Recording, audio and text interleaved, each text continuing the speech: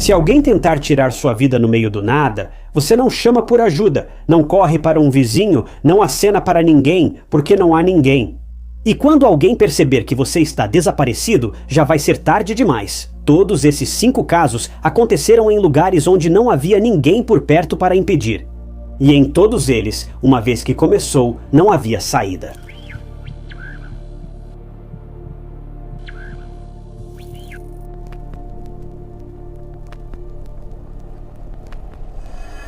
Ao dirigir sozinho à noite em uma estrada remota da Austrália, há uma regra: nunca pare para estranhos. Mas Peter Falsônio e Joanne Lees pararam, e em poucos minutos, Peter desapareceu. Sem corpo, sem vestígio, apenas um único tiro no meio do nada.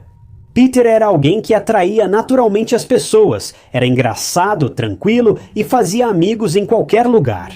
Joanne era mais reservada, mas também aventureira. Eles se apaixonaram profundamente na Inglaterra e construíram o relacionamento em torno do sonho de explorar o mundo juntos. Em 2000, eles realmente estavam realizando esse sonho, viajando de mochila pelas costas pela Ásia, passando de país em país sem grandes problemas. A Austrália deveria ser a parte fácil. Eles chegaram em Sydney em janeiro de 2001 e partiram para uma viagem de carro enorme, indo direto para uma das rodovias mais isoladas do mundo, a Stuart Highway. Milhares de quilômetros de estrada vazia, com longos trechos onde você não vê outro carro por horas. E em algum lugar ao longo daquela estrada, alguém estava esperando.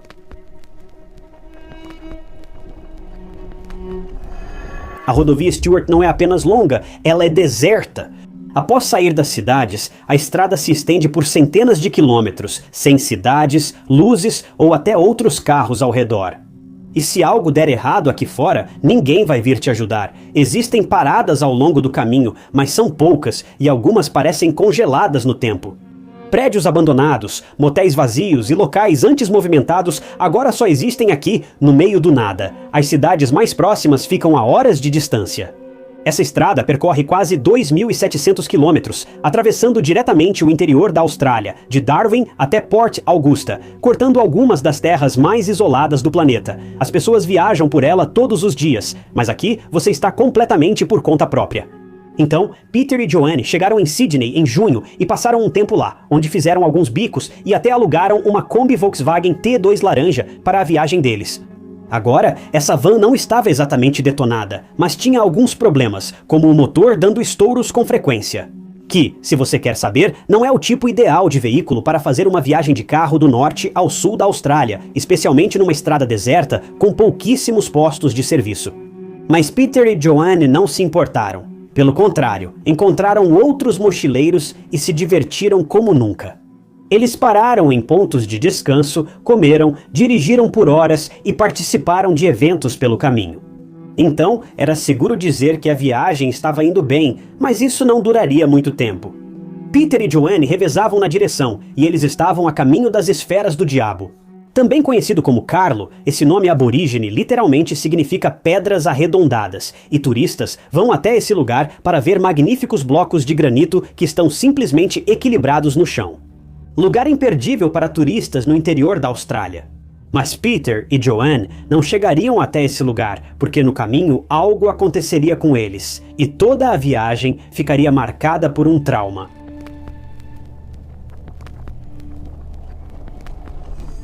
Por volta das 19h30 de 14 de julho de 2001, já escurecia quando Peter dirigia a van Kombi laranja e Joanne estava no banco do passageiro.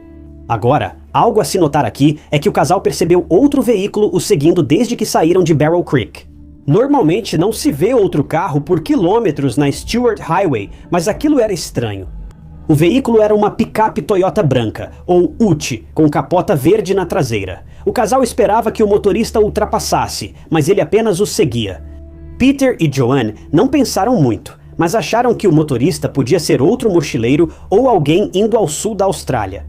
Mas agora, com a chegada da noite, os faróis atrás ficaram muito fortes e estava tão ruim que Peter não conseguia enxergar nada no retrovisor por causa do brilho.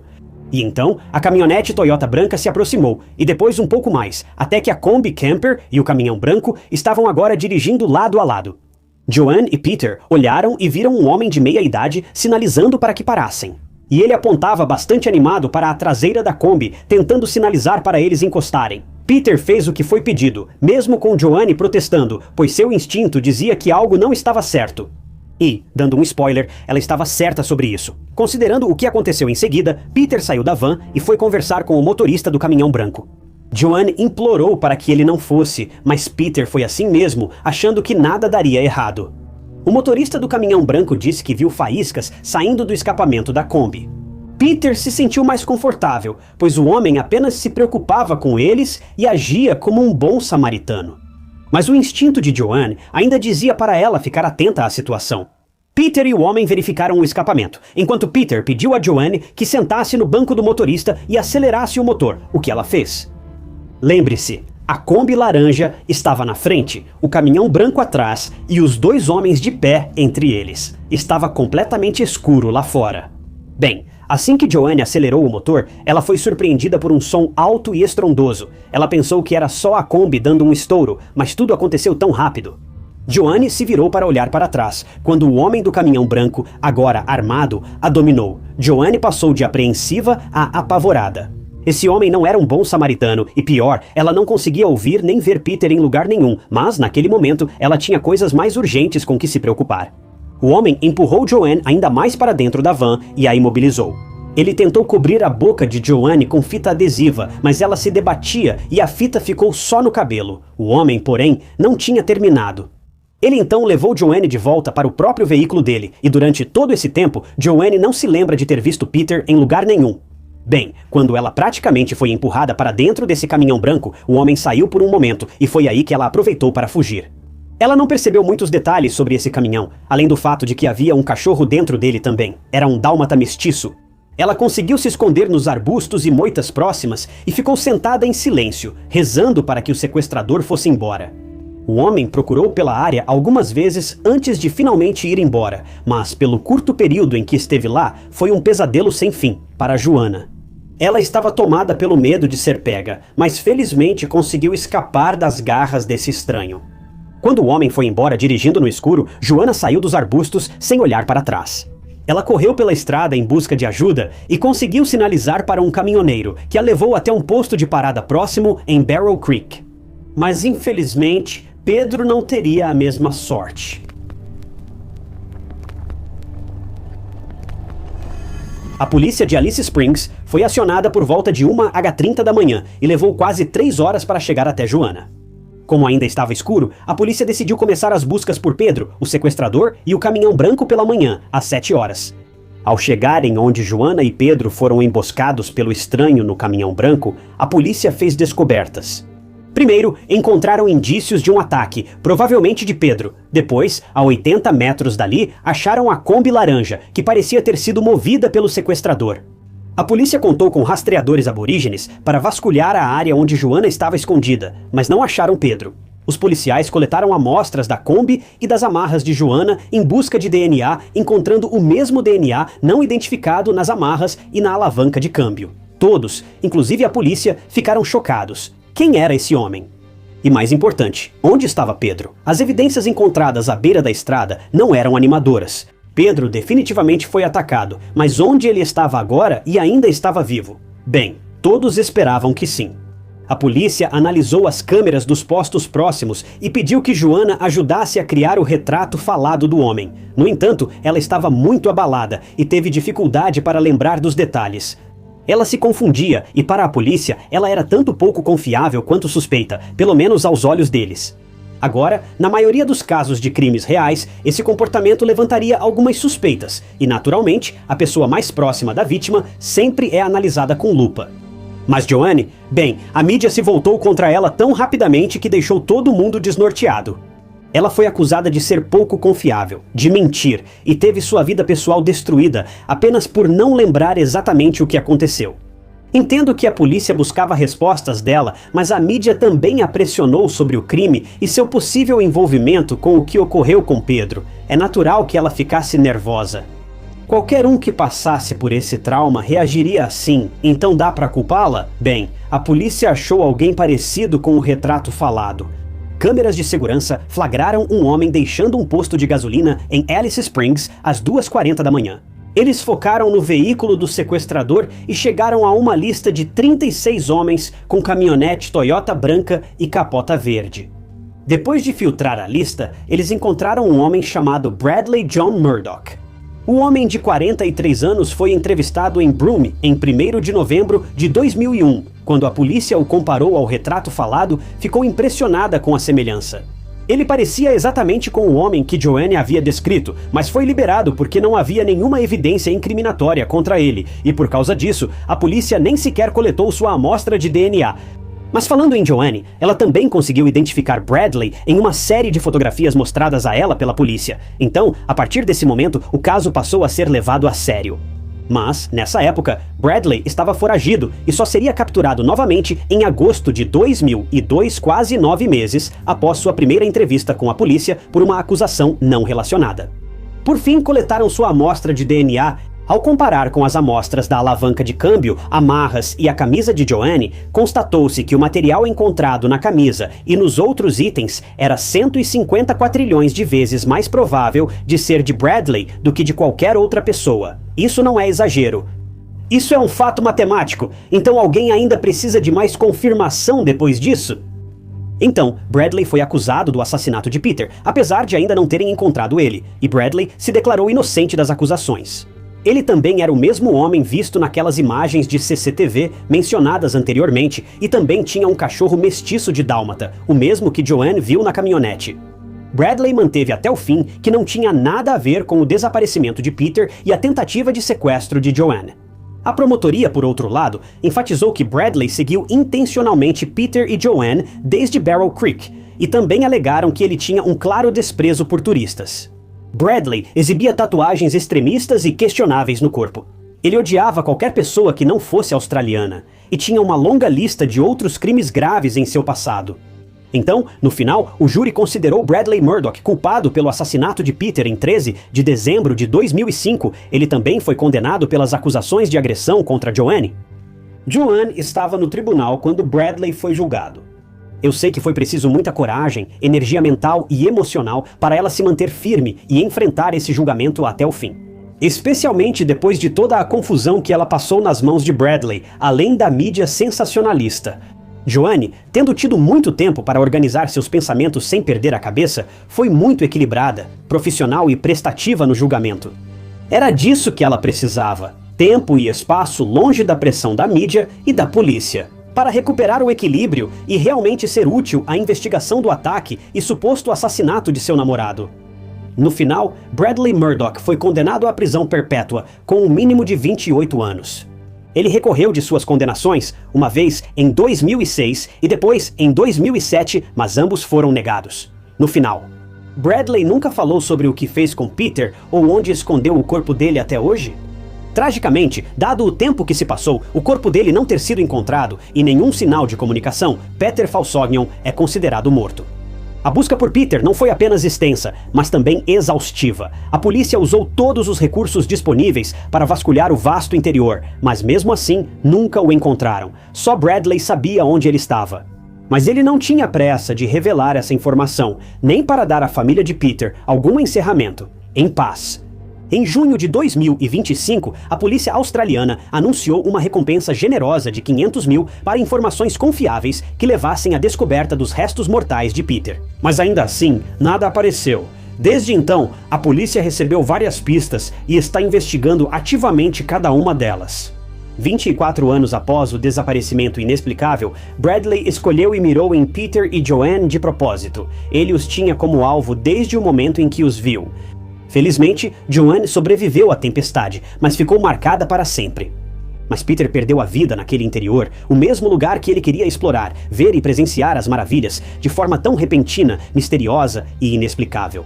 Bradley Murdoch finalmente faleceu aos 67 anos, em junho de 2025, levando todos os seus segredos relacionados a Peter e ao seu paradeiro para o túmulo. E isso é simplesmente devastador. Eles deveriam ficar fora apenas por algumas horas, mas quando Shannon Christen não apareceu para o trabalho e Chris Nilsson parou de atender o telefone, algo estava errado, muito errado. Shannon estava há poucas semanas de se formar na faculdade. Gentil, extrovertida, do tipo de pessoa que as pessoas gostavam instantaneamente, Chris era tranquilo, trabalhador e alguém que tinha encontrado seu caminho e se mantido firme nele. Eles tinham acabado de começar a namorar e tudo parecia fácil. Passavam quase todo o tempo juntos, jovens, felizes e totalmente envolvidos, como é comum em casais novos. Não havia motivo para nenhum dos dois simplesmente desaparecer. Sem aviso, sem explicação, simplesmente sumiram.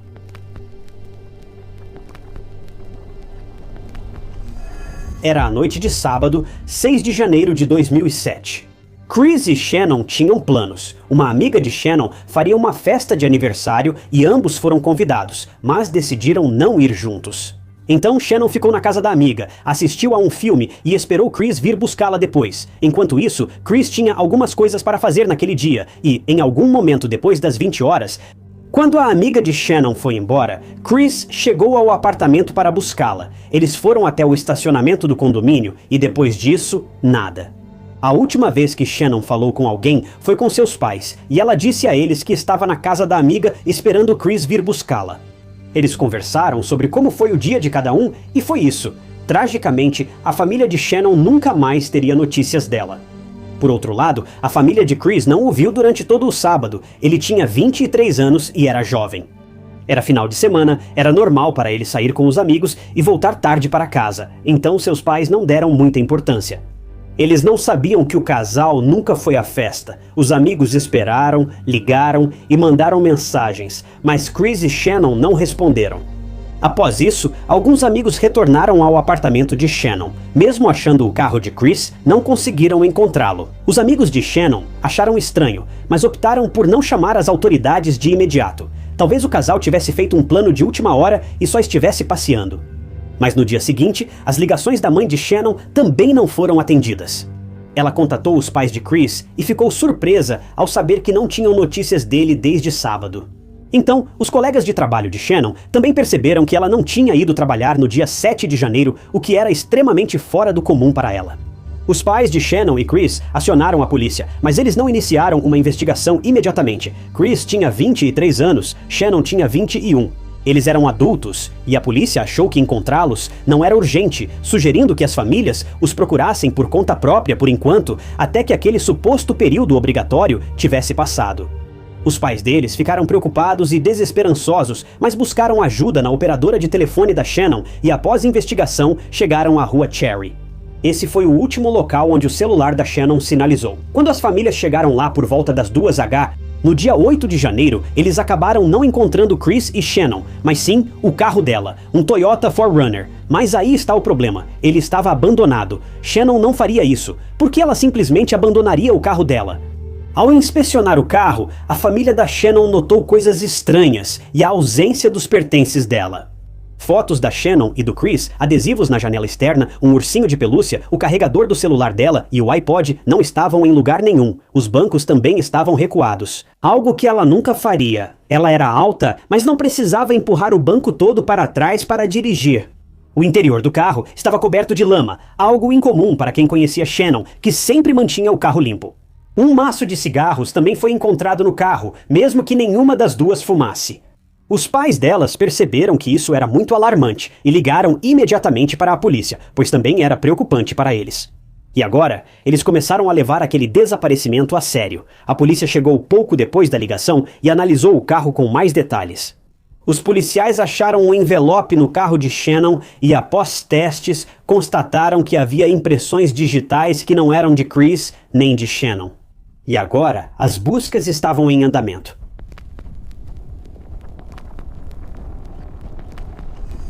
Quando a polícia enviou essas impressões digitais em busca de informações, eles foram levados a uma casa que ficava a apenas 2 quarteirões de onde o carro de Shannon foi encontrado. O endereço era 2316 Chipman Street. A casa pertencia a um homem chamado Lamaricus Davidson. A polícia, Chris e os pais de Shannon não sabiam quem era esse homem, mas precisavam checar o local. Por que o envelope desse estranho estava no carro de Shannon e onde estavam ela e Chris agora? A polícia foi até a casa e a encontrou vazia, sem sinal de ninguém lá dentro. Mesmo assim, eles conseguiram entrar e vasculharam cômodo por cômodo. Eles chegaram à cozinha e algo fez com que os policiais dessem uma olhada na lixeira. Quando a levantaram, encontraram o corpo de Shannon. Os policiais ficaram atônitos, sem palavras. A polícia também conseguiu encontrar objetos na casa que pertenciam tanto a Chris quanto a Shannon. Encontraram o boné de beisebol e a carteira de motorista de Chris na casa desse estranho. A bolsa, o telefone, os sapatos, as roupas, o iPod de Shannon e as fotos do carro também foram recuperados, embora rasgados e queimados. A busca levou a uma descoberta muito sombria. Shannon não estava mais desaparecida. Ela foi encontrada sem vida em uma casa aleatória. Mas a polícia tinha outra pergunta. Onde estava Chris? Bem, a questão é que ele já havia sido encontrado algum tempo antes de Shannon ser descoberta, mas foi algo igualmente ruim. Veja só. Um funcionário da Norfolk Southern Railroad chamou a polícia às 12h20 de 7 de janeiro para relatar algo encontrado nos trilhos. Era o corpo carbonizado de uma jovem com ferimentos de arma de fogo. Esse homem depois foi identificado como Christopher Nilsson Jr. As famílias foram avisadas. Os jovens estavam vivos há apenas algumas horas e iam para uma festa, mas agora estavam mortos e tinham sido brutalmente atacados. Segundo a polícia, o fim não foi rápido. As famílias queriam respostas, saber quem fez isso com seus filhos, que nunca provocaram ninguém. Bem, os culpados já estavam no radar da polícia. Acontece que havia mais de um culpado, e um deles era o dono da casa onde Shannon foi encontrada. A polícia já tinha uma pista no caso, e sabia que Lamarcus Davidson estava por trás do ataque a Chris e Shannon, iniciando uma caçada. Eles falaram com testemunhas perto da casa, do carro de Shannon e no apartamento para saber se alguém viu algo estranho. Isso os levou a um homem chamado Eric Boyd.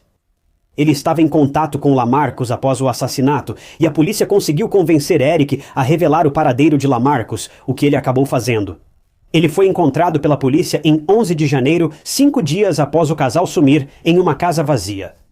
A polícia encontrou os sapatos que ele usou ao cometer o crime, assim como a arma de fogo que ele utilizou para realizar os assassinatos, mas a busca estava longe de terminar.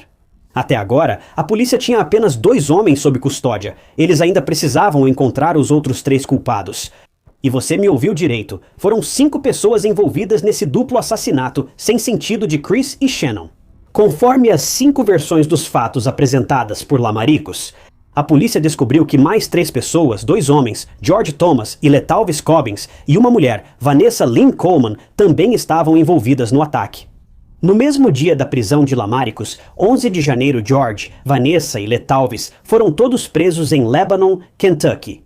A polícia também apreendeu um computador onde os 3 acompanhavam a investigação do assassinato. Também acharam com o trio os pertences restantes de Shannon, como bolsa de viagem, bolsinha de moedas e nécessaire. A polícia também soube das várias condenações anteriores por crimes graves dos 4 homens envolvidos no ataque a Chris e Shannon.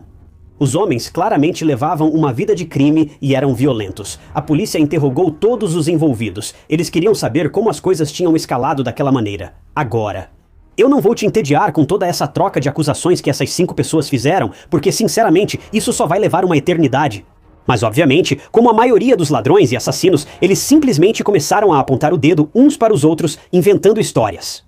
A polícia levou horas para chegar ao fundo da questão, mas o que importa é que os criminosos estavam no condomínio, seja para encontrar alguém ou apenas procurando sua próxima vítima. Nós realmente não sabemos. E foi aí que eles avistaram Shannon e Chris no carro de Shannon. Ela estava no banco do motorista e Chris estava no banco do passageiro. Bem, algo despertou na mente deles, e eles foram direto para o carro de Shannon. Eles dominaram o casal e os levaram para a casa de Lamaricus, onde o ataque se intensificou. Depois Chris foi levado para fora, até os trilhos do trem, onde foi atacado com uma arma e, infelizmente, perdeu a vida. De volta à casa, Shannon, ainda viva, não sabia o que ocorrera com seu namorado, mas isso logo mudaria. Tanto Chris quanto Shannon foram abusados e sofreram agressões graves antes de Shannon ser colocada dentro de uma lixeira e deixada lá para a polícia encontrar. Bem, alguns meses depois, os julgamentos dos 5 criminosos começaram em abril de 2008. Eric Boyd foi o primeiro a subir ao banco dos réus no julgamento. Ele foi condenado a 18 anos de prisão, mesmo tendo alegado que não participou de nenhum dos ataques. Letalvis Cobbins foi julgado e condenado por agressão e assassinato em 1º grau de Shannon, recebendo prisão perpétua sem liberdade condicional. Em seguida, foi o julgamento de Lamaricus, que segundo a promotoria, foi o instigador de tudo isso. Ele sugeriu o roubo do carro. Segundo as evidências, ele foi quem mais escalou a situação e participou das mortes de Chris e Shannon. Lamaricus acabou sendo condenado à morte por injeção letal em outubro de 2008. Depois foi o julgamento de George Thomas, condenado à prisão perpétua sem liberdade condicional. Por fim, a mulher do grupo, Vanessa, também foi a julgamento. Ela teve imunidade das acusações de roubo de carro, sendo julgada apenas por agressão e assassinato. A defesa alegou que ela foi forçada a atacar Shannon e Chris por temer por sua segurança e vida, mas a promotoria refutou rapidamente essas alegações, quando leram o diário dela em voz alta no tribunal. No diário dela, ela parecia muito empolgada com o ataque, como se fosse a coisa mais emocionante que já tinha feito na vida. No final, Vanessa recebeu uma sentença de 53 anos de prisão por facilitar o ataque e o assassinato de Shannon. Mas houve um certo drama jurídico envolvendo o juiz responsável pelo caso de Chris e Shannon. E ele teve que renunciar, porque veja só, ele estava comprando substâncias ilegais de ninguém, menos que os próprios presos. Quando você pensa que esse caso não pode piorar, ele mostra que está errado. Todos os casos desse juiz precisaram ser julgados novamente, inclusive os de Chris e Shannon. Lamaricus e Latalves não foram julgados de novo, pois seus casos eram simples. Já George, Vanessa e Eric foram julgados novamente. Vanessa foi considerada culpada novamente, mas por acusações menores, reduzindo sua pena de 53 para 35 anos de prisão. George, porém, foi considerado culpado e condenado a 2 prisões perpétuas, além de mais 25 anos pelo novo julgamento de Eric. George foi testemunha-chave contra Eric, afirmando que ele estava tão envolvido nos assassinatos quanto os demais. Após uma reavaliação das provas, a promotoria concluiu que isso era verdade e, em 2019, Eric Boyd foi condenado à prisão perpétua com mais 90 anos adicionais. Essa foi uma luta muito longa por justiça, com muita dor, muito sofrimento para os pais e entes queridos de Chris e Shannon, mas eles conseguiram superar. Muita gente achou que o ataque contra Chris e Shannon foi um crime de ódio, mas isso importa? 2 pessoas jovens e carismáticas perderam suas vidas nas mãos dessas pessoas, independentemente de raça ou cor. E eu não sei quanto a você, mas para mim isso já é ruim o suficiente.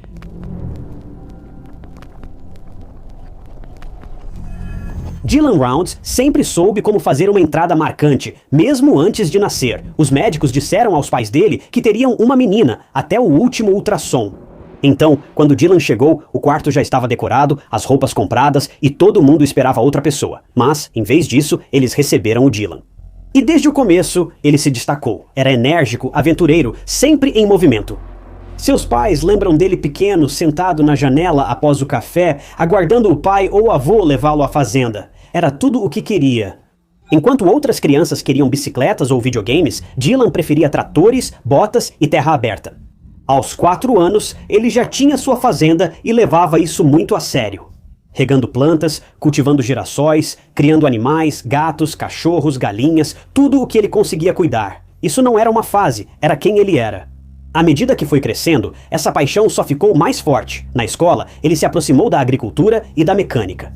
Ele trabalhou em várias fazendas na adolescência e era bom nisso. Não era exibido nem arrogante, apenas determinado. Dylan queria ter sua própria fazenda e lutou incansavelmente por isso, trabalhando muito, por longas horas e economizando tudo. Até que finalmente, em 2019, com apenas 17 anos, ele e seu avô compraram 600 acres de terra em Lucin, Utah. Era tudo pelo que ele vinha trabalhando. A família dele o descreveu em 3 palavras: sonhador, construtor, visionário. Mas no fim de semana do Memorial Day, em 2022, esse sonho foi subitamente abandonado e Dylan Rounds, de 19 anos, desapareceu.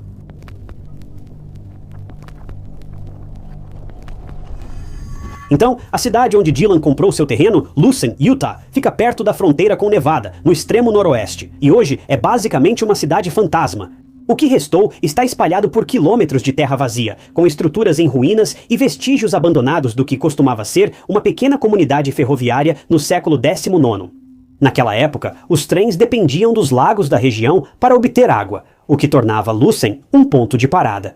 Quando essa necessidade acabou, a cidade também sumiu.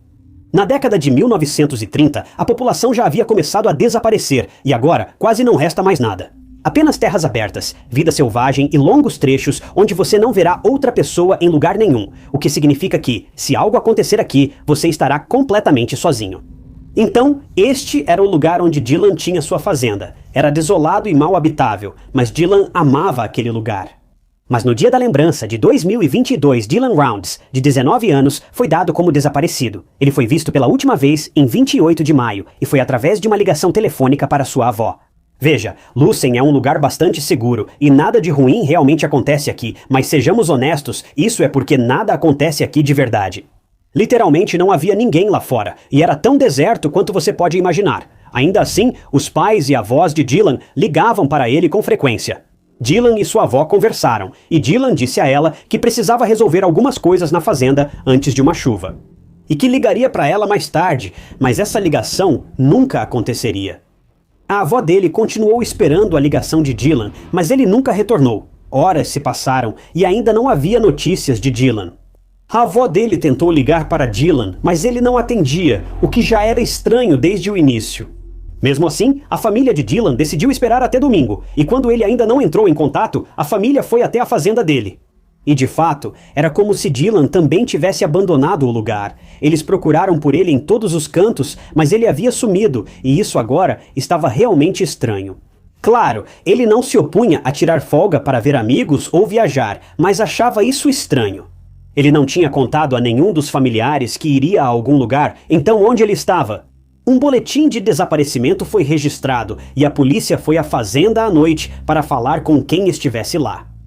A polícia encontrou 2 moradores locais na fazenda, Don e James, e resolveu perguntar se sabiam algo sobre Dylan ou seu paradeiro. Bem, Don e James conheciam a região e um deles também conhecia Dylan e seu avô.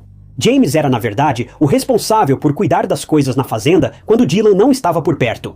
A polícia concentrou-se na fazenda não só por Dylan ter sido visto aqui pela última vez, mas também porque seu celular emitiu o último sinal nesse local.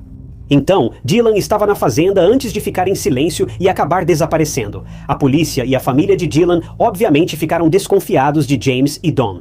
Eles eram as únicas pessoas aqui além de Dylan e possivelmente estavam presentes quando ele desapareceu. Até onde a polícia e outros sabiam, foram os últimos a ver Dylan. Então, naturalmente, a polícia queria investigar mais a fundo para obter mais informações. James morava bem perto da fazenda de Dylan e, segundo ele, não tinha visto Dylan no dia 28 de maio, o que era meio estranho, porque Dylan estava literalmente ali, ao alcance de sua visão periférica. A polícia também deu uma olhada no trailer e no camper de Dylan na fazenda. Nada parecia ter sido mexido ou adulterado. Tudo estava exatamente onde deveria estar, e não parecia que nada havia sido levado, que houve alguma luta ou algo do tipo, mas isso mudaria alguns dias depois. Veja, Dylan também tinha uma arma, mas ela não foi achada. Quando a polícia revistou a caminhonete em 30 de maio, não encontrou nada, mas dias depois o objeto apareceu magicamente nela. Não era algo fácil de ignorar. A polícia revirou aquela caminhonete de cabeça para baixo. Não havia sinal da arma, mas agora ela estava lá, e isso era estranho. Então a busca os levou a outra coisa. A polícia achou um par de botas no chão, distante da caminhonete. Eram de Dylan e tinham manchas perturbadoras. Para onde Dylan iria ao deixar sua fazenda, caminhonete e botas? Buscas foram feitas nessa vasta área e era difícil saber por onde começar e o que procurar.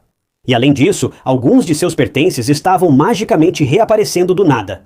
A família Rounds anunciou recompensa de $20 mil, posteriormente aumentada para 100 mil. Por qualquer informação sobre Dylan e seu retorno seguro, todos estavam preocupados e tensos. Dylan era um jovem responsável e pontual.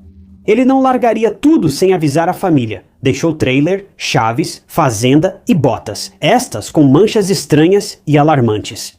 Isso não estava certo para ninguém. Todos tinham inúmeras teorias sobre onde Dylan poderia estar. Algumas pessoas relataram avistamentos falsos na região, o que era frustrante. O tempo se esgotava e tenho certeza que você entende. Em casos de desaparecidos, o tempo é crucial. Até horas e minutos fazem diferença. E quando muito tempo passa, bem, digamos que as coisas geralmente saem dos trilhos.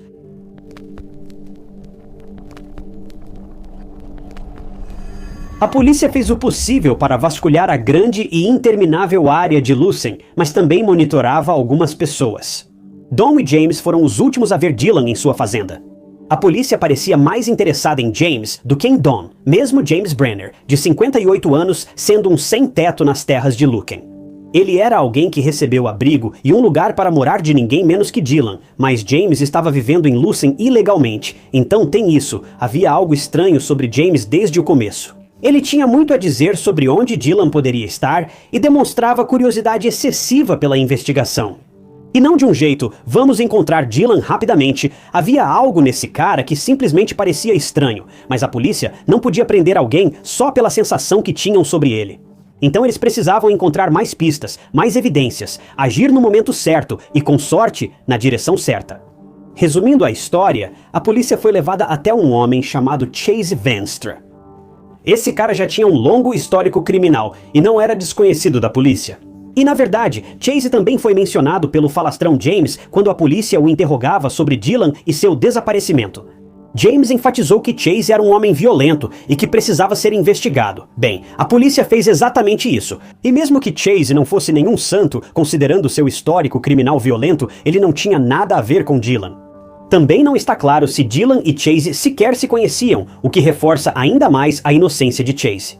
Se quiser, ele tinha um álibi inquestionável para o dia em que Dylan foi visto pela última vez. A polícia voltou à estaca zero, correndo de um lado para o outro sem progresso real. Eles então decidiram investigar o próprio homem que dava dicas à polícia. James Brenner, de 58 anos, James era um invasor e também não ajudava o fato de que havia um mandado de prisão ativo contra ele. Foi nessa época que o amigo de James, Don, apareceu e contou algo interessante à polícia. Primeiramente, ele disse à polícia que James com certeza teria conseguido ver Dylan naquele dia na fazenda, já que a cabana de James ficava bem ao lado da fazenda, então ele podia ver Dylan muito claramente e o que ele estava fazendo. Outra coisa que Don revelou, que chamou a atenção da polícia, foi que, não muito tempo depois do desaparecimento de Dylan, James havia dado a Don algumas armas para ele guardar. Como ele conseguiu essas armas e por que as tinha? Mas sobre Dylan, Don também entregou James ao contar à polícia que James realmente viu Dylan no dia do desaparecimento. James estava na fazenda, em sua cabana, quando Dylan estava trabalhando na fazenda às 3 da tarde naquele dia. James até contou isso para Don, e Don podia confirmar. Então, por que ele estava mentindo? Agora? As peças começavam a se encaixar. Don estava confuso. Era amigo de James e Dylan, mas conhecia literalmente o avô de Dylan. Agora, ele suspeitava que o homem com quem passou um tempo podia estar ligado ao sumiço do Dylan.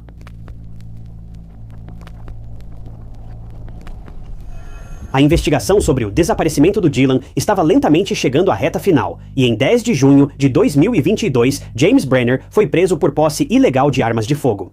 Não foi uma prisão direta do Dylan, mas pelo menos houve algum avanço. A polícia também fez buscas em um lago próximo, e se você conhece o histórico da Lucy, sabe que há muitos na cidade. E esse lago era uma atração turística, e agora não estava cercado por turistas, mas por policiais. Não sei como a polícia chegou lá, mas estavam no caminho certo, pois encontraram um celular descartado no lago, que era do Dylan.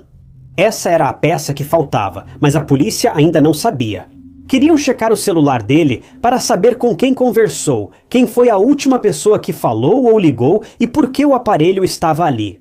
Embora a polícia não tenha achado nada útil nos contatos ou mensagens, encontrou evidências muito incriminadoras na galeria do celular.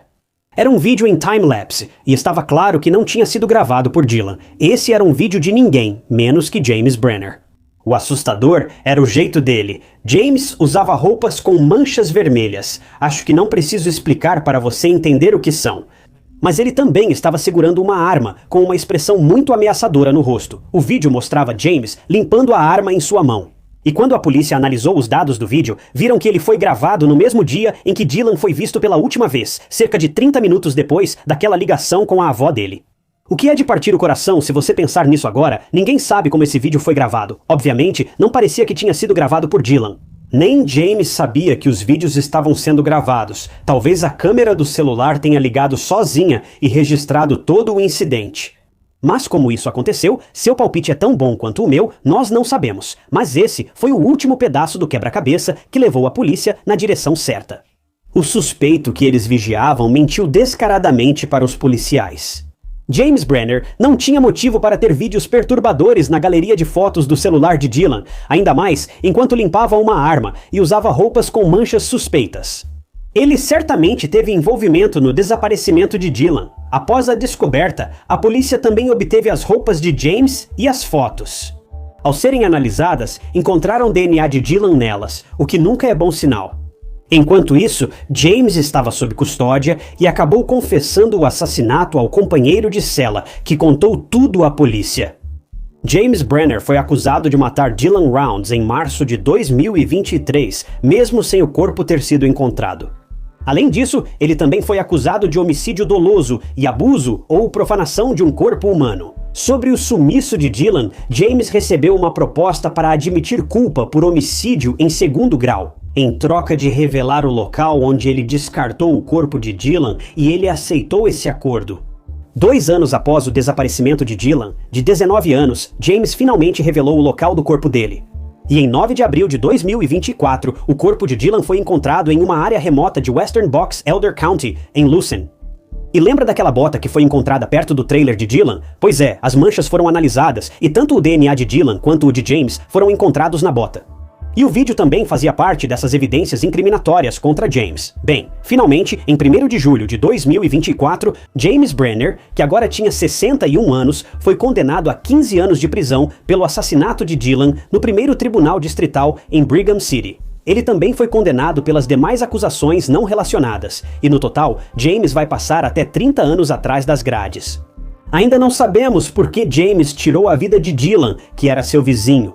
Dylan ajudou James deixando-o ficar em sua propriedade em troca de ajuda na fazenda. Por que James traiu Dylan dessa forma? Não sabemos o que aconteceu naquele dia fatídico.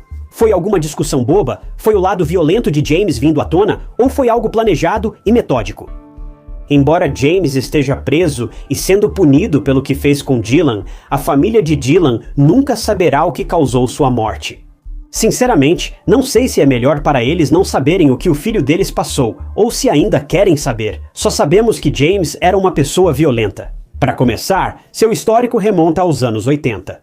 Mas provavelmente nunca saberemos o que aconteceu naquele dia fatídico que deixou a família Rounds de luto para sempre.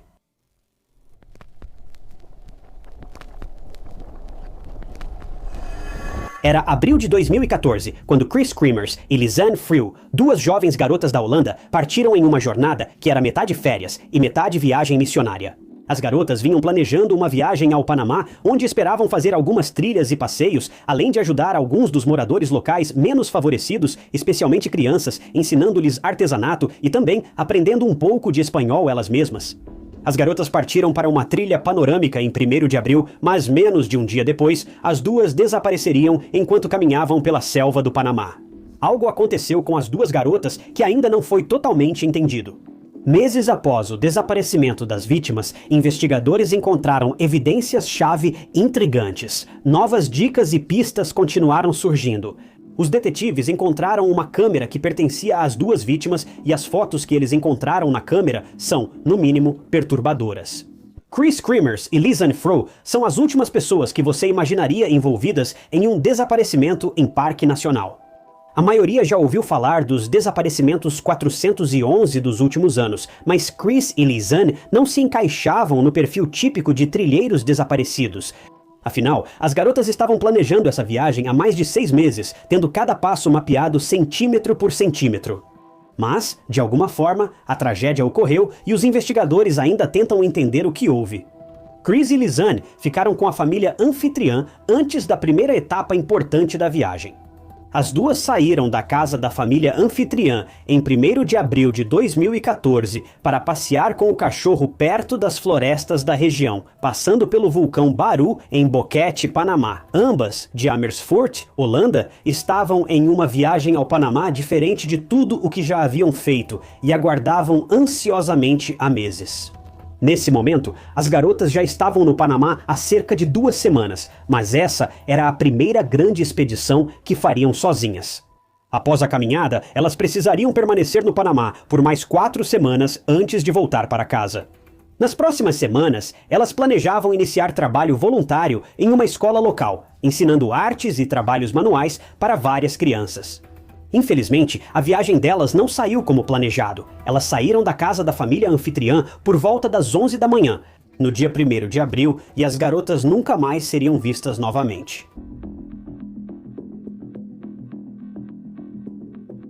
Chris e Lisanne falaram sobre a viagem e a trilha que fariam no Facebook. Em uma das postagens, as garotas mencionaram que planejavam ir a uma vila local para um passeio pela cidade. Nesse horário, as garotas foram a um restaurante local para um brunch e conheceram 2 holandeses. Antes de irem à trilha, estavam animadas por terem conhecido os rapazes. Eles também falavam holandês, diferente do restante da região, onde predominava o espanhol. As garotas ficaram felizes por ter alguém para conversar em sua língua. Depois desse post no Facebook, não houve mais atualizações delas. Elas planejavam passar a tarde na trilha e voltar à família anfitriã à noite. Aparentemente, a família não estava muito preocupada com a segurança delas. Eles presumiram, corretamente, que tudo ficaria bem. O caminho planejado pelas garotas era considerado seguro e nada ruim havia ocorrido ali antes. Quero dizer, afinal de contas, a família anfitriã deixou as garotas levarem o cachorro da família com elas. Parece seguro presumir que, se a família tivesse algum receio sobre a jornada das garotas, o cachorro não teria sido autorizado a ir. Mas, à medida que o sol da tarde começou a desaparecer e a noite se aproximava, não havia sinal do retorno das garotas.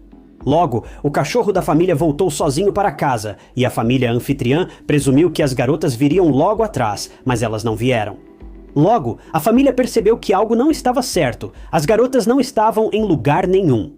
A família procurou na área ao redor da casa, mas não encontrou nem o menor vestígio de evidência. Eles resolveram esperar até de manhã para chamar a polícia, esperando que as garotas aparecessem à noite, mas isso não ocorreu. Somente em 2 de abril foi levantado um alarme sobre o desaparecimento das garotas. Tanto Chris quanto Lisanne estavam agendadas para fazer um tour privado em uma fazenda de café local em Bouquet, mas elas nunca apareceram para o compromisso. A família anfitriã percebeu que era o suficiente e chamou os investigadores para trazer as garotas de volta. Só na manhã seguinte, em 3 de abril, que os detetives mobilizaram todos os seus recursos e começaram uma busca extensa pelas garotas desaparecidas. Um helicóptero da polícia foi chamado e uma busca aérea foi realizada, mas os investigadores não encontraram praticamente nada. Muitos moradores locais se uniram e se voluntariaram para procurar em áreas de mata mais rala nas proximidades, assim como na vila local, mas ainda não havia sinal das garotas. Só em 6 de abril, as autoridades e a família das garotas começaram a entrar em pânico. A polícia sabia que as garotas saíram de casa naquele dia com um pouco de comida e água, mas certamente não o suficiente para sustentá-las pelos 5 dias em que estavam desaparecidas. Temendo o pior, as famílias de Chris e Lisanne decidiram voar para o Panamá para ajudar nas buscas por suas filhas desaparecidas. Trazendo um detetive holandês com eles para ajudar na investigação, as famílias, assim como inúmeros investigadores, policiais, cães e voluntários, procuraram nas florestas próximas por um total de 10 dias. Eventualmente, esses dias se transformaram em semanas, e as semanas se transformaram em meses. Uma busca foi realizada quase todos os dias durante um total de 10 semanas, mas não havia sinal de Chris ou Lisanne. Literalmente nada, nem um único vestígio de evidência.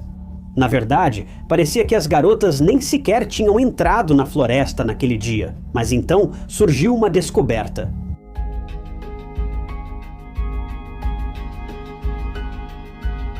Quando a busca policial estava chegando ao fim e os investigadores sentiam que tinham chegado a um beco sem saída, uma moradora local que estava ajudando nas buscas pelas garotas entregou uma mochila azul.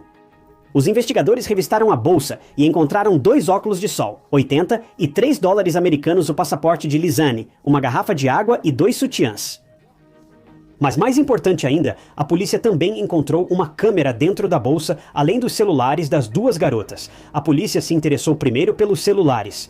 Se as garotas tivessem tido algum problema na jornada, provavelmente teriam tentado ligar para alguém. Como se veria depois, eles estavam certos, mas os resultados da investigação foram ainda mais devastadores do que se imaginava. Ao analisar o registro de chamadas dos celulares, descobriram que as garotas fizeram pelo menos 77 tentativas de ligar para a polícia. Elas estavam sem sinal na mata, então as ligações não chegaram aos socorristas. Acredita-se que só uma ligação foi completada. Mas a ligação durou menos de 2 segundos antes do celular perder o sinal e encerrar a chamada. Com esses registros de chamadas, a polícia esclareceu melhor o que pode ter ocorrido no dia em que as garotas foram para a trilha. Segundo registros, as garotas fizeram a primeira ligação de emergência poucas horas após deixarem a casa da família anfitriã. Não sabemos a linha do tempo específica, mas as garotas claramente se meteram em apuros pouco depois de a jornada começar. Lembre-se, a trilha delas começou em 1º de abril. Isso é importante porque todas as ligações de emergência delas ocorreram nessa data. Os celulares foram desligados mais tarde naquele dia ou em 2 de abril. Não consegui confirmar o horário exato do desligamento. Mas 5 dias depois, em 6 de abril, o celular de Chris foi ligado novamente. Várias tentativas de desbloquear o celular com senha errado causaram o bloqueio permanente do aparelho. Em 11 de abril, ambos os celulares já estavam sem bateria. Mas embora todas essas informações sejam bastante chocantes, para dizer o mínimo, elas empalidecem em comparação com o que foi encontrado na câmera das garotas. Quando a polícia analisou o conteúdo da câmera, encontrou um lote de fotos tiradas em 1º de abril, o dia em que a trilha começou. Exibia as fotos habituais da bela paisagem natural e várias imagens das garotas curtindo a trilha. Não havia nada suspeito em nenhuma dessas fotos iniciais. Mas, conforme a polícia continuou analisando a câmera, eles encontraram um segundo lote de fotos tiradas 7 dias depois, em 8 de abril. Esse lote de fotos foi tirado no meio da noite, entre 1 e 4 da manhã. As fotos mostravam os pertences das garotas espalhados sobre pedras, separados e organizados com intenção. As imagens também mostravam embalagens de doces, sacolas plásticas, montes de terra e até um espelho, embora não pareça que esse espelho tenha sido recuperado. Mas uma foto em particular foi extremamente chocante para os detetives. A foto parecia mostrar a parte de trás da cabeça de Chris, com o cabelo todo bagunçado. Agora, vários artigos afirmam que uma pequena quantidade de sangue também podia ser vista nessa foto, mas por mais que eu tente, simplesmente não consigo ver nada disso na foto. Se você encontrar, avise nos comentários. Acho que essa informação pode ser inventada ou talvez eu só não veja mesmo. Após encontrar essas fotos perturbadoras, a polícia considerou que já havia evidências suficientes para prosseguir com a investigação. Foram ao local onde a mochila foi achada pelo voluntário do resgate.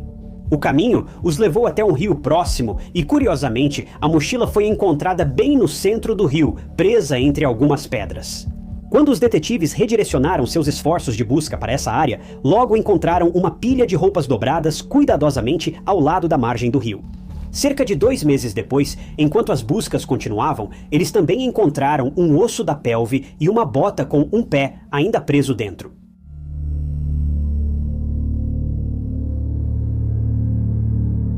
Essa parte da história é especialmente fascinante para mim. Os investigadores dizem que esse rio costuma transbordar com frequência. O rio ganhou o apelido de triturador devido às frequentes enchentes e à dificuldade de atravessá-lo. Um dos investigadores reconheceu que achar a mochila e o osso pélvico foi pura sorte.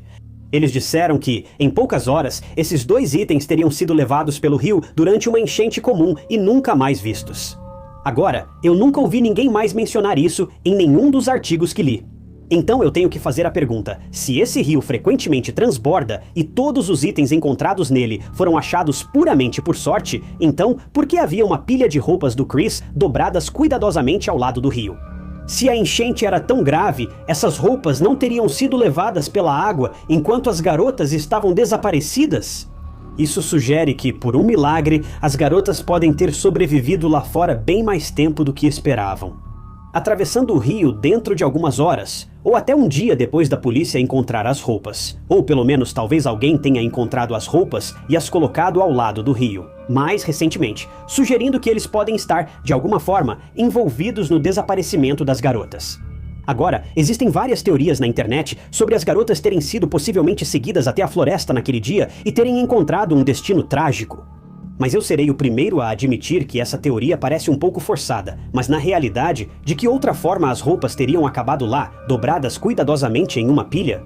Com o passar do tempo, mais e mais ossos foram encontrados ao longo das margens do leito do rio. No final, os policiais encontraram um total de 33 ossos espalhados pelo rio. Após uma análise cuidadosa dos ossos, eles descobriram que pertenciam tanto a Chris quanto a Lizane, provando que ambos acabaram perdendo a vida na floresta. Acho seguro assumir isso agora. A maioria de nós já acredita que as garotas apenas se perderam na floresta naquele dia. Talvez tenham escorregado, caído ou sucumbido aos elementos. Essa teoria é fácil de aceitar como verdadeira. Mas lembre-se das evidências estranhas achadas nos celulares e na câmera das garotas. Se você se lembra, as garotas estavam viajando apenas com comida e água suficientes para passar a tarde confortavelmente. Era uma trilha simples e elas esperavam voltar para casa antes do jantar. Até onde sabemos, as garotas foram para a trilha naquele dia com apenas chocolates e garrafas de água. Isso foi em 1º de abril. Então, se isso é verdade, e é, o que dizer das fotos que foram tiradas na câmera das garotas no dia 8 de abril, entre 1 e 4 da manhã? As garotas não poderiam mais ter comida e água nesse ponto, então como elas conseguiram sobreviver na selva por 7 dias com sustento limitado, agora? É possível supor que talvez estivessem bebendo água do rio, onde acharam seus ossos, mas isso ainda não explica as fotos estranhas. Vi uma teoria na internet de que as garotas podem ter tirado as fotos apenas para enxergar melhor. No escuro, o flash da câmera ajudaria a iluminar o caminho para que seguissem pela floresta. Mas, se isso for verdade, por que fotografar todos os pertences delas cuidadosamente espalhados naquela grande pedra? Eu não sei você, mas mesmo no escuro, acho que seria bem fácil sentir a diferença entre um papel de bala e uma garrafa de água. Elas não precisariam do flash para iluminar o caminho. Isso fez alguns acreditarem que as evidências das garotas foram adulteradas. E que alguém descobriu a cena da morte delas muito antes da polícia, possivelmente a pessoa que cometeu o crime. Se você me perguntar, não há evidências suficientes para me convencer de que houve um crime. Um detalhe interessante, ignorado por muitos artigos e vídeos, é que o osso pélvico do Chris estava quebrado quando foi encontrado pelos investigadores. Eles não têm como saber se isso aconteceu antes ou depois que Chris perdeu a vida. Mas eu tenho uma teoria que pode ajudar a explicar todo o caso, então me diga nos comentários se você concorda. Minha teoria é que as garotas saíram naquele dia, muito mal preparadas para lidar com os elementos na infeliz possibilidade de se perderem, o que obviamente aconteceu. É possível que em algum momento durante a jornada, Chris tenha escorregado e caído. Várias pessoas que conhecem a região revelaram que há algumas pedras enormes na área ao redor, algumas maiores do que casas. Essas pedras seriam fáceis de escorregar e cair, especialmente depois de escurecer, quando você não consegue nem ver a própria mão na frente do rosto. Uma das últimas fotos feitas pelas garotas mostra a beira de um penhasco compatível com essa descrição. Como os restos das duas garotas foram achados perto ou no rio, a queda deve ter ocorrido próximo ao rio citado antes. Se assumirmos que foi isso que aconteceu e que aconteceu à noite, Chris provavelmente teria caído uma distância desconhecida sobre as pedras do rio abaixo, resultando na fratura do quadril. Com Chris agora ferida, Lizane pode ter usado o flash da câmera para tentar encontrar um caminho até Chris quando chegou ao lado dela. Eles podem ter usado o flash da câmera para avaliar os ferimentos de Chris e possivelmente verificar se ela ainda estava viva. Na verdade, não há motivo para acreditar que ela estava. Lizane também pode ter usado a câmera para ver o conteúdo da mochila e tentar descobrir se elas tinham algo com elas que pudesse ser usado para salvar a vida de Chris, ou até mesmo para tratar possíveis ferimentos. Minha opinião sincera aqui é que Chris, de fato, perdeu a vida durante aquela queda. O motivo pelo qual digo isso é porque 5 dias depois, o telefone de Chris foi tentado ser acessado tantas vezes com a senha errada que acabou se bloqueando permanentemente. Quem quer que estivesse tentando usar o telefone claramente não sabia a senha de Chris, e Lizane se encaixaria nesse perfil. Lizane pode ter seguido mais rio abaixo na esperança de tentar encontrar ajuda. Ela notou um sinal de celular razoável no telefone de Chris e tentou usá-lo para ligar, mas não conseguiu desbloquear o aparelho. Ela também acabou sucumbindo aos elementos. Lembre-se, isso é só uma teoria baseada nas evidências da polícia. Ouvi outras pessoas comentando sobre o que acham que pode ter acontecido. Então, só pensei em dar a minha opinião sobre o caso, mesmo que eu tente ao máximo não opinar em casos como esse. No final das contas, o desaparecimento de Chris Kremers e Lizane Froome ainda está tecnicamente sem solução e sob investigação, mas a polícia não divulgou mais nenhuma atualização desde janeiro de 2015, Há muitas pessoas por aí que acreditam firmemente que as garotas foram vítimas de crime, e essa é definitivamente uma possibilidade. Então, me diga nos comentários em qual versão dos acontecimentos você acredita. Uma equipe de investigadores e autores ainda investiga ativamente o caso. Eles viajaram ao Panamá em junho de 2023 para buscar mais evidências, mas ficaram sem tempo antes de encontrar algo relevante. Eles pretendem voltar à floresta no próximo ano para investigar uma represa no fim do rio onde Chris e Lisanne desapareceram. Eles acreditam que, seja o que for que tenha acontecido com as garotas, as respostas serão encontradas nos filtros dessa represa. Espero sinceramente que, independente de como as garotas morreram, elas não tenham sofrido muito e que suas famílias tenham conseguido se recuperar, no tempo que se passou desde o desaparecimento delas. É tão doloroso saber disso. Essas garotas só queriam embarcar em uma jornada única na vida para explorar as selvas do Panamá e ajudar os menos favorecidos. Mas, tragicamente, essa jornada única na vida acabou sendo a última delas.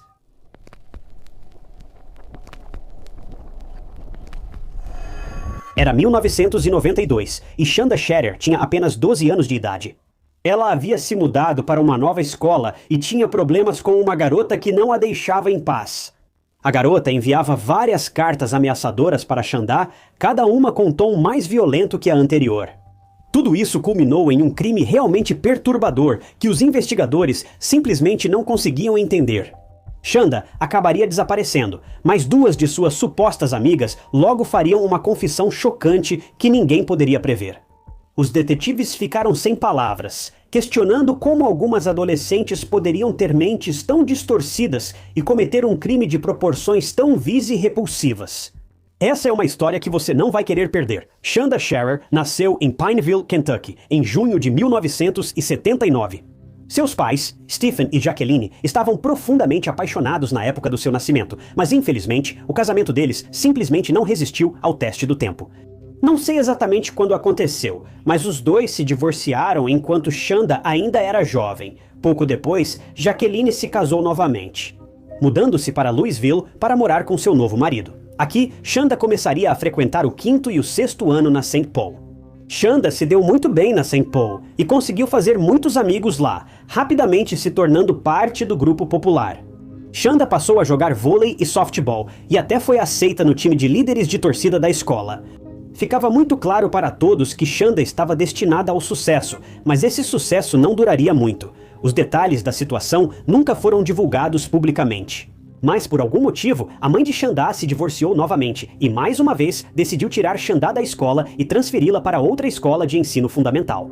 Chanda e sua mãe mudaram-se para New Albany, Indiana, supostamente para Chanda ficar mais perto do pai biológico. Não consegui confirmar se isso era verdade, pois todos os registros só diziam que o pai de Chanda morava no estado vizinho de Kentucky. Eles nunca foram mais específicos do que isso. Em 1991, depois de se estabelecerem em New Albany, Chanda foi matriculada na Hazelwood Middle School, tenho certeza. Como acontece com a maioria das crianças, Chanda estava apavorada com a ideia de começar em uma escola nova e fazer novos amigos. Por isso ter acontecido com ela 2 vezes em poucos anos, tenho certeza que só dificultou ainda mais para ela. Mas certamente não ajudou quando Chanda quase imediatamente começou a se envolver em brigas em sua nova escola. Veja, as crianças do passado de Chanda sempre a recebiam bem, e ela era uma das garotas populares, mas em Hazelwood, tudo era diferente. Poucos dias após começar na escola, uma garota chamada Amanda Havren apareceu e parecia decidida a tornar a vida de Chanda miserável. Agora, não sabemos quem começou o bullying, mas logo as duas estavam profundamente envolvidas nisso. As duas garotas chegaram a trocar socos pelo menos uma vez, e a mãe de Chanda parece ter sugerido que Amanda foi quem deu o primeiro soco. Embora tudo isso seja meio irrelevante, já que as duas foram para a detenção, as coisas ficaram estranhas depois disso. Quando as duas foram obrigadas a sentar uma ao lado da outra na detenção, elas realmente começaram a se conhecer e descobriram que tinham muito em comum. Enquanto a mãe de Chanda certamente tinha algumas reservas em relação a Amanda, considerando que elas tinham acabado de brigar feio. Dias antes, Jacqueline só estava feliz por Chanda fazer novas amizades, mas a situação ficou mais séria para as garotas depois disso. Como acabou acontecendo, Amanda não queria apenas ser amiga, ela queria ser muito mais do que isso. As duas garotas frequentemente trocavam bilhetes uma com a outra na sala de aula e na detenção. Amanda começou a perguntar sobre Shanda, questionando se ela gostava de garotas. Amanda elogiava as roupas dela e sempre fazia questão de dizer para Shanda o quanto ela era bonita. Agora, todos nós já ouvimos histórias de como as crianças intimidam umas às outras. Não por maldade, mas porque secretamente gostam uma da outra, sem saber lidar com essas emoções. Parece ter sido o caso aqui. Porque não demorou muito para que Shanda e Amanda começassem um relacionamento romântico uma com a outra, e até foram juntas ao baile de outono da escola. Algo que foi realmente ousado para duas jovens em um estado fortemente conservador, em 1992. Mas esse baile não trouxe as lembranças felizes que ambas esperavam, mesmo tendo ocorrido perfeitamente. Os problemas começaram a surgir quando Shanda foi apresentada a uma garota de 16 anos chamada Melinda Loveless. O único problema era que Melinda não queria ser amiga. Isso porque, aos olhos dela, Shanda tinha roubado sua namorada. Veja, Melinda namorava Amanda há cerca de 1 ano, e para um adolescente, 1 ano pode parecer uma vida inteira. As duas terminaram pouco antes de Amanda conhecer Shanda, mas Melinda ainda não tinha superado o término. No baile, Amanda ameaçou Shanda repetidamente, e dias depois começou a escrever cartas de ódio para Amanda, expressando o quanto odiava o fato de Amanda e Shanda estarem passando tanto tempo juntas. Foi aí que as coisas começaram a ficar um pouco complicadas. Agora, eu mencionei que Amanda e Melinda tinham terminado, mas isso não é totalmente verdade.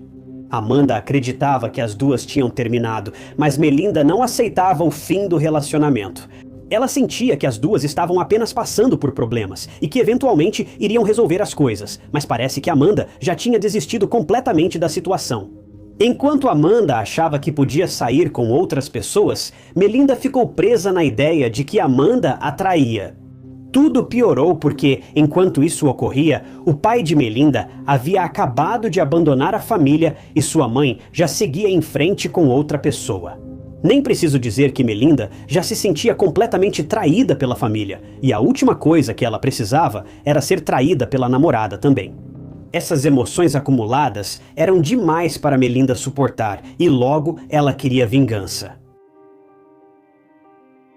Era o final de 1991, nesse ponto da história, Melinda estava no fundo do poço, mas de alguma forma sentia que não conseguia evitar afundar ainda mais. Segundo relatos do Midwest Crime Files, Melinda e todas as suas irmãs mais velhas decidiram se assumir para a mãe nessa época. Embora Melinda já tivesse se assumido na escola há muito tempo, sua mãe não sabia. Assim que Melinda se assumiu, seus irmãos a apoiaram e também revelaram suas próprias preferências. A mãe de Melinda ficou, no mínimo, chocada.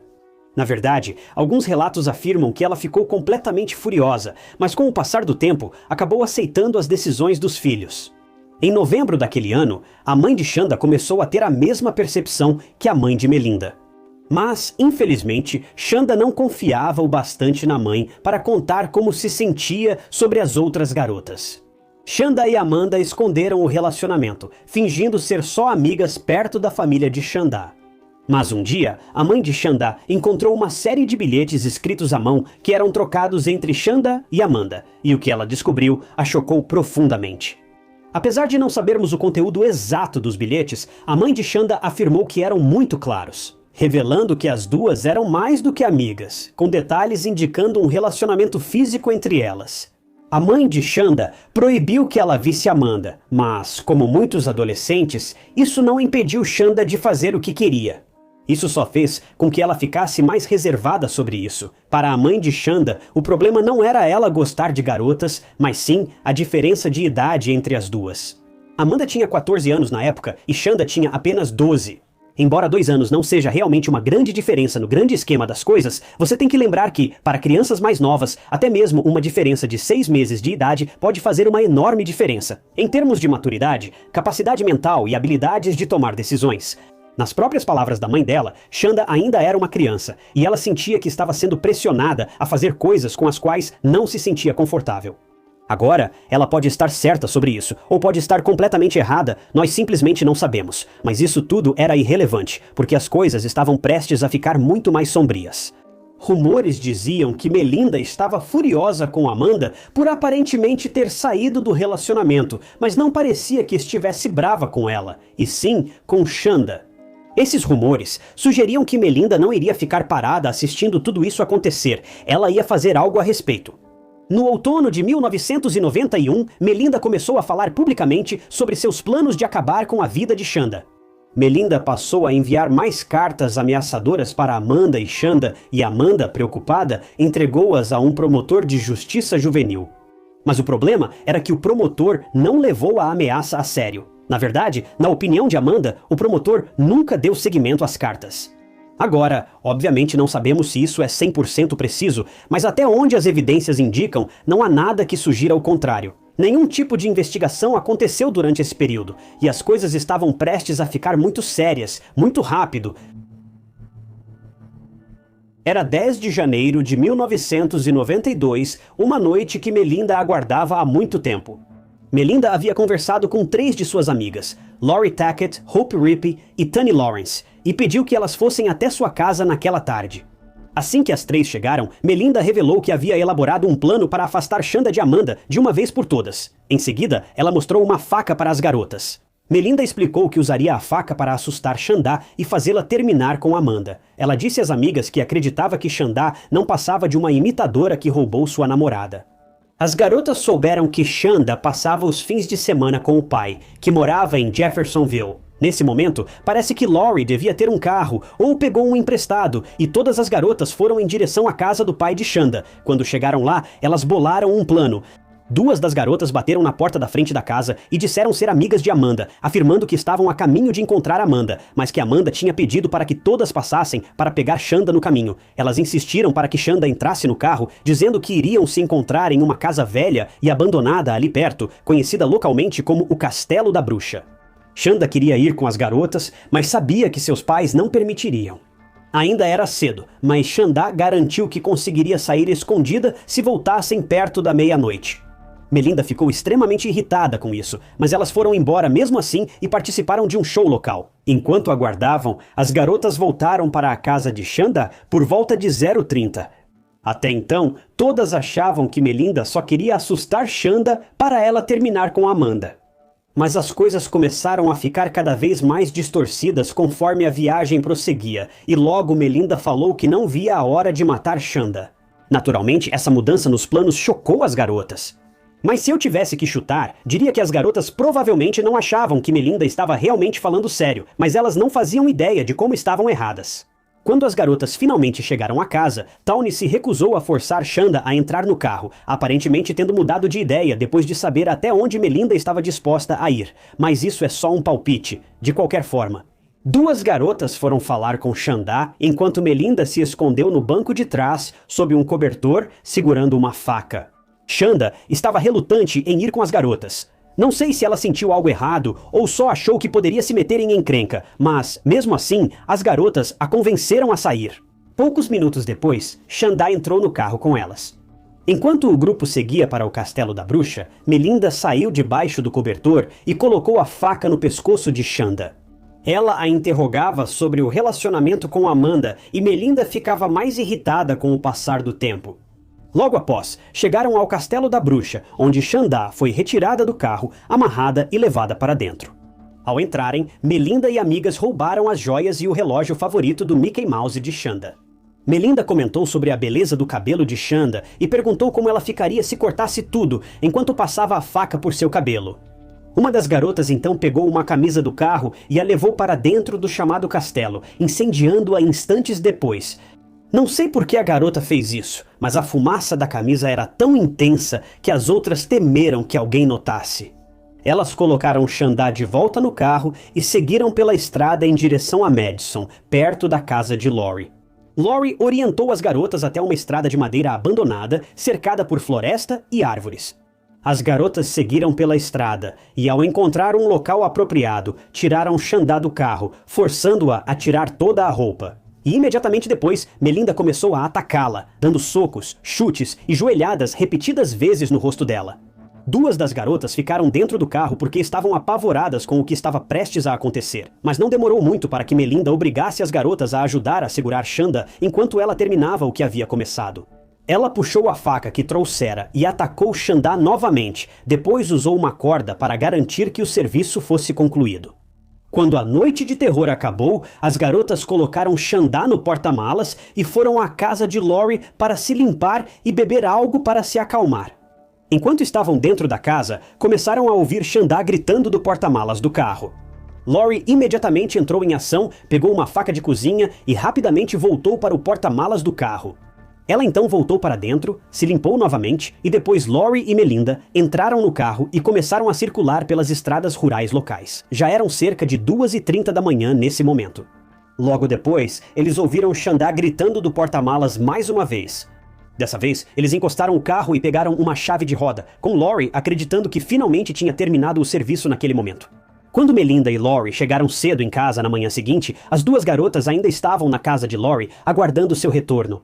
Quando perguntaram o que tinha acontecido com Xanda, Lori começou a rir e descreveu o crime em detalhes extremos, acrescentando que Xanda ainda estava no porta-malas do carro.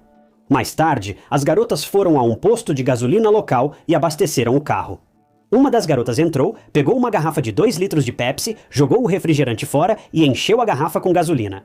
As garotas foram até a Lyman Road, ao norte de Madison, e tiraram Xanda do carro de novo. Elas a colocaram logo ao lado de uma estrada de cascalho, derramaram gasolina sobre ela e atearam fogo. Um legista revelaria mais tarde que, apesar do que as garotas acreditavam, Xanda ainda estava viva nesse momento. Todas as garotas voltaram para casa, após pararem em um McDonald's para tomar café da manhã. Melinda encontrou Amanda mais tarde e contou orgulhosa o que fez com Xanda. Amanda, inicialmente, não acreditou. Mas foi aí que Melinda a levou até o porta-malas do carro, onde as marcas das mãos de Xanda podiam ser vistas por todo o porta-malas, com as meias dela ainda sendo encontradas lá dentro também.